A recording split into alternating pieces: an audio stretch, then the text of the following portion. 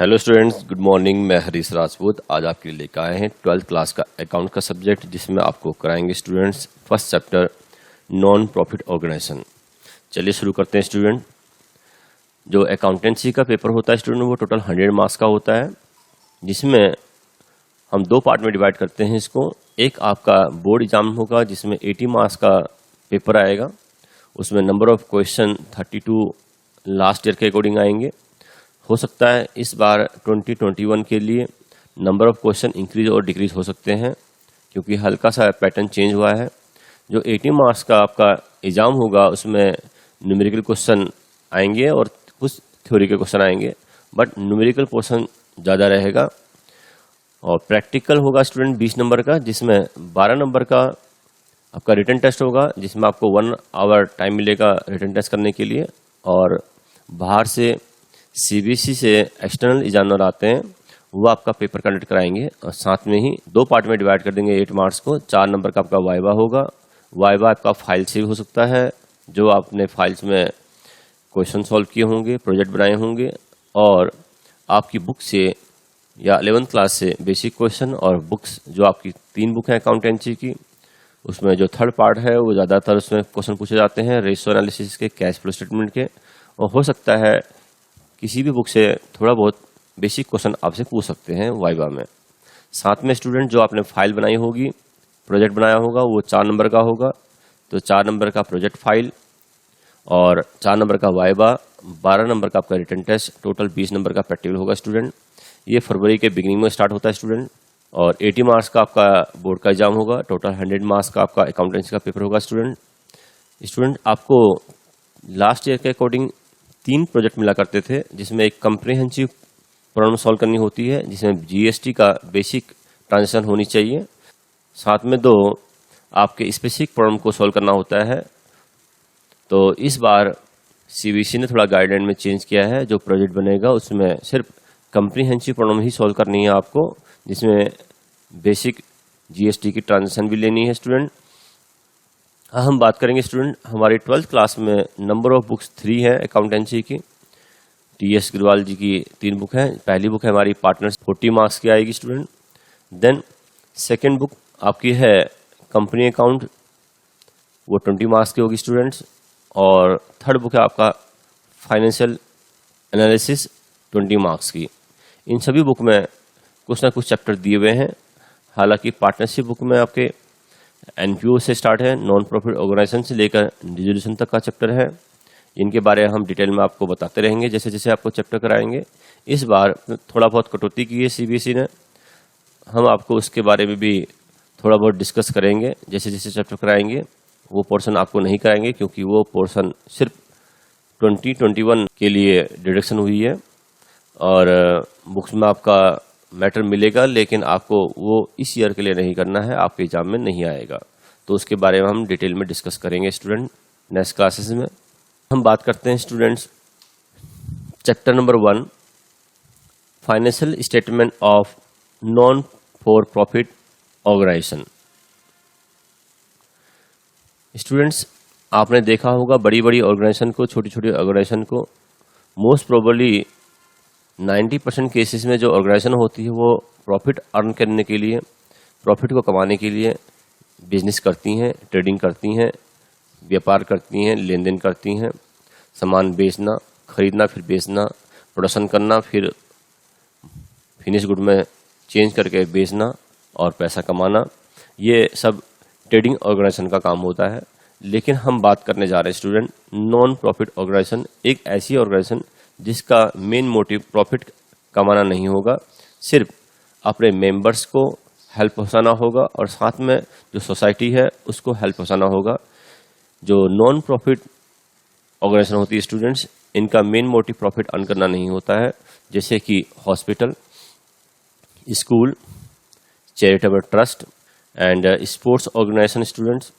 इस तरह की ये सब ऑर्गेनाइजेशन अंडर एनपी लॉ के अकॉर्डिंग रजिस्टर्ड होती हैं और अपने अकाउंट मेंटेन करती हैं स्टूडेंट। तो इनका मेन मोटिव समाज सेवा करना, साथ में अपने मेंबर्स को हेल्प पहुंचाना होता है। Not for profit organisation those organisation whose objective is not to earn profit but to render services to its members and to the society. तो नॉन प्रॉफिट ऑर्गेनाइजेशन स्टूडेंट वो ऑर्गेनाइजेशन होती हैं जिनका main motive profit कमाना नहीं होता, कभी भी सिर्फ नाम मात्र के नाम पे कुछ कॉस्ट वसूल करती हैं। Receipt and payment account non profit organisation के अंदर प्रिपेयर किया जाता है स्टूडेंट्स। कई बार हमें receipt and payment account given होता है और कई बार हमें receipt and payment account prepare करना होता है।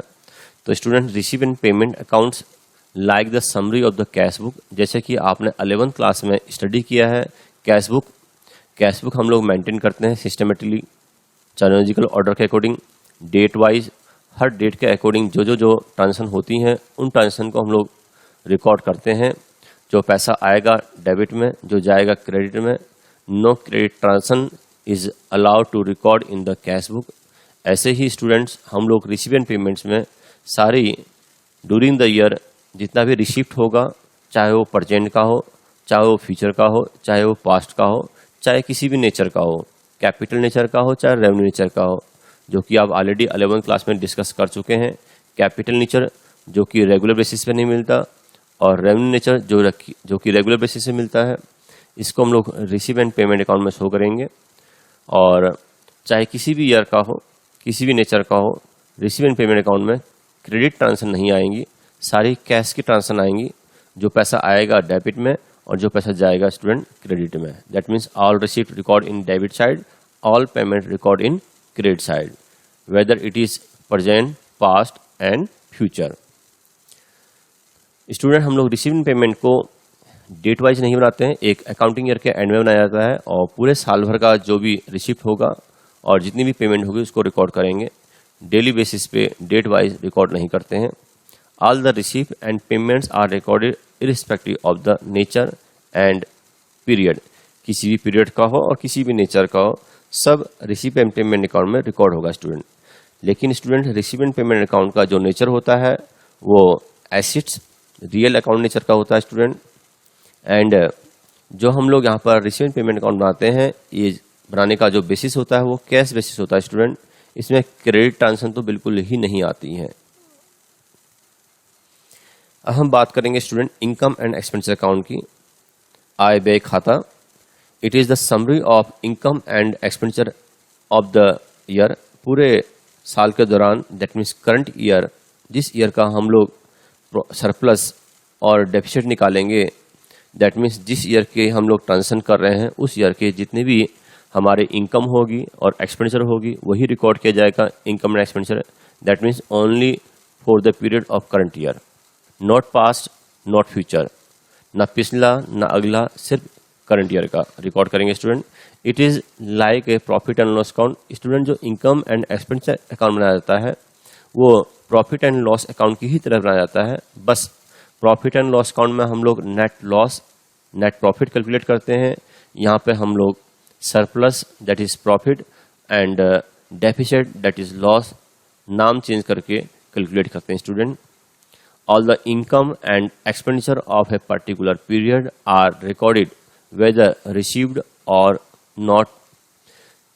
जो भी हमारा करंट ईयर का इनकम होगा और एक्सपेंडिचर होगा स्टूडेंट्स पूरे साल भर का, दैट मीन्स 1 अप्रैल टू 31 मार्च, इस पीरियड का चाहे हमें मिला हो चाहे नहीं मिला हो वो रिकॉर्ड करेंगे।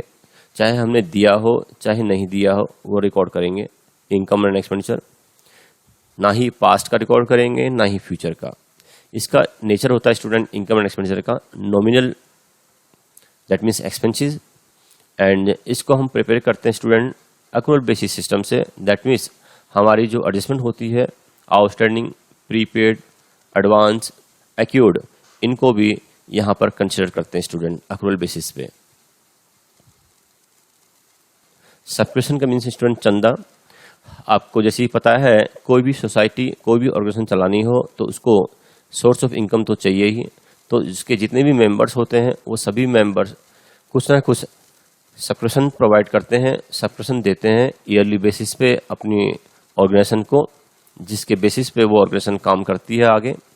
तो subscription amount received on an annual basis at the time of renewal of the membership by non profit organisation.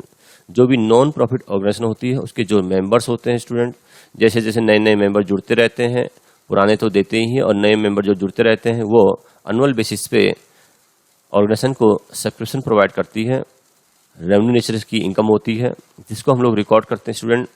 अगर हम लोग रिसीव एंड पेमेंट अकाउंट बनाएंगे तो रिसीव साइड में रिकॉर्ड करेंगे, और अगर हम बनाते हैं इनकम एंड एक्सपेंडिचर अकाउंट तो income side that is credit side record करेंगे स्टूडेंट।